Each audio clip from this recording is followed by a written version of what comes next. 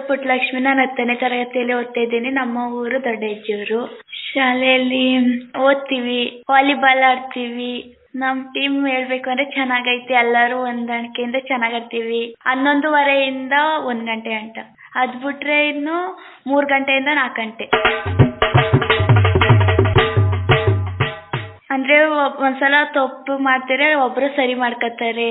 ಇನ್ನು ಈ ತಪ್ಪು ಮಾಡ್ಬೇಡಿ ಅಂದ್ರೆ ಎಲ್ಲರೂ ಸರಿ ಮಾಡ್ಕೊತಾರೆ. ಅದು ಬಿಟ್ರೆ ಏನ್ ಹೇಳಂಗೆ ಇಲ್ಲ, ಎಲ್ಲರೂ ಚೆನ್ನಾಗ್ ಆಡ್ತಾರೆ. ಕ್ಯಾಪ್ಟನ್ ನಾನು ಪುಟ್ಟಲಕ್ಷ್ಮಿ, ವೈಸ್ ಕ್ಯಾಪ್ಟನ್ ಅರ್ಪಿತಾ 9ನೇ ತರಗತಿ ಅಂತ.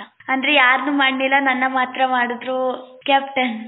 ತುಂಬಾ ಖುಷಿ ಆಯ್ತು, ಯಾಕೆಂದ್ರೆ ಎಲ್ಲರನ್ನು ಬಿಟ್ಬಿಟ್ಟು ನನ್ನ ಒಬ್ಬಳನ್ನ ಸೆಲೆಕ್ಟ್ ಮಾಡಿದ್ರಲ್ಲ ಅಂತ. ನನ್ನ ಅನುಭವ ಅಂದ್ರೆ ಎಲ್ಲರೂ ಚೆನ್ನಾಗ್ ಆಡ್ತಾ ಇದ್ದು, ಆಮೇಲೆ ಎಲ್ಲರೂ ನಾನು ಹೇಳಿದ ಮಾತು ಕೇಳ್ತಾ ಇದ್ರು. ಆಮೇಲೆ ಯಾರು ತಿರ್ಕೊಂಡು ಮಾತಾಡ್ತಿದ್ದಿಲ್ಲ, ಕ್ಯಾಪ್ಟನ್ ಅಲ್ವಾ ಅನ್ಕೊಂಡು.